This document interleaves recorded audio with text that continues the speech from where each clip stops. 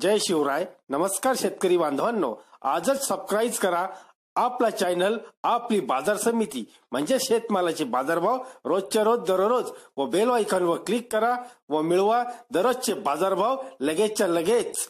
आपली बाजार समिती युट्यूब चॅनलवर एकच उद्देश, माझ्या बळीराजाला घर बसल्या सर्व प्रकारचे शेतमालाचे बाजारभाव समजले पाहिजे. आजच सबस्क्राईब करा आपली बाजार समिती या चॅनलला व बाजारभाव रोजच्या रोज दररोज घर. आचारसंहितापूर्वी मंत्रिमंडळाचे 2 डझन निर्णय. पाहूया सविस्तर बातमी. लोकसभा निवडणूक आचारसंहितेला 4 दिवस उरले असताना राज्य मंत्रिमंडळाच्या मंगळवारच्या बैठकीत तब्बल 2 डझन निर्णय देवेंद्र फडणवीस सरकारने घेतले. वृद्धाश्रमांना अनुदान देण्यापासून ते साखर कारखान्यांना मदत देण्यापर्यंत अनेक महत्वाच्या निर्णयांचा समावेश यामध्ये आहे. पाहूयात काय काय आहेत ते. मोर्शीत मत्स्य महाविद्यालय. अमरावती जिल्ह्यातील मोर्शी तालुक्यात पारडी येथे मत्स्य महाविद्यालयाच्या स्थापनेत मान्यता.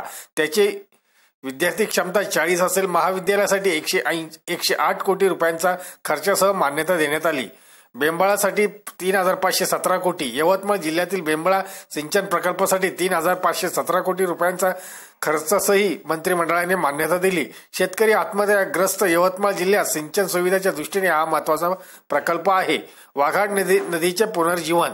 यवतमाळ जिल्ह्यातील वाघाड या नदीचे पुनर्जीवन ईशा फाउंडेशनच्या सहकार्याने करण्यासही मान्यता देण्यात आली. नागपूर, अमरावती, वर्धामध्ये स्ट्रीट इस्टेट स्थापना. विदर्भात संत्रा उत्पादक नागपूर, अमरावती व वर्धा या 3 जिल्ह्यांमध्ये स्ट्रीट इस्टेट स्थापन करण्यात येणार आहे. संत्र्याची उत्पादकता वाढवणे आणि संत्रा आधारित कारखान्यांची उभारणी हे याचे लक्ष्य असेल.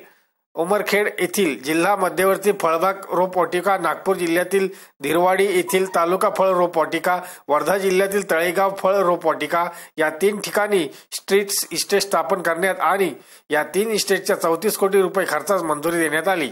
अभयारण्य क्षेत्रातील पुनर्वसन कुटुंबांना दिलासा.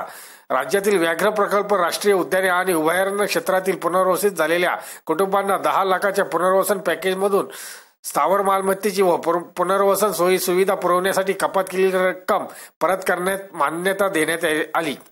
15 साखर कारखान्यांना आर्थिक मदत. आर्थिकदृष्ट्या संकटात सापडलेल्या राज्यातील 15 साखर कारखान्यांना राजगोपाल देवरा समितीच्या शिफारशीचा विचार करून मदत करण्याचा निर्णय या कारखान्यांमध्ये सांगली जिल्ह्यातील राबा पाटील सहकारी साखर कारखाना, पुणे जिल्ह्यातील भीमा पाटील सहकारी साखर कारखाना, अहमदनगर जिल्ह्यातील तनपूर सहकारी साखर कारखाना, नाशिक जिल्ह्यातील के वाघ सहकारी साखर कारखाना व कळवणच्या वसंतदादा सहकारी साखर कारखान्यांना, औरंगाबाद जिल्ह्यातील संत एकनाथ सहकारी साखर कारखाना, पैठणचा शरद सहकारी साखर कारखाना, सिल्लोडचा सिद्धेश्वर सहकारी साखर कारखाना, बीड जिल्ह्यातील अंबेजोगाई साखर कारखाना आणि वैद्यनाथ सहकारी साखर कारखाना, यवतमाळ जिल्ह्यातील वसंत सहकारी साखर कारखाना, जालना जिल्ह्यातील रामेश्वर सहकारी साखर कारखाना, सोलापूर जिल्ह्यातील संत कुर्मदास सहकारी साखर कारखाना, हिंगोली जिल्ह्यातील बारशिव हनुमान सहकारी साखर कारखाना आणि उस्मानाबाद जिल्ह्यातील डॉक्टर बाबासाहेब आंबेडकर सहकारी साखर कारखाना यांचा यामध्ये समावेश आहे.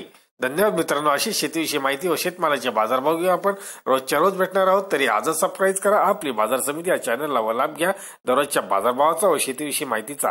व्हिडिओला शेअर व लाईक करायला विसरू नका. भेटूया पुढील व्हिडिओ सोबत.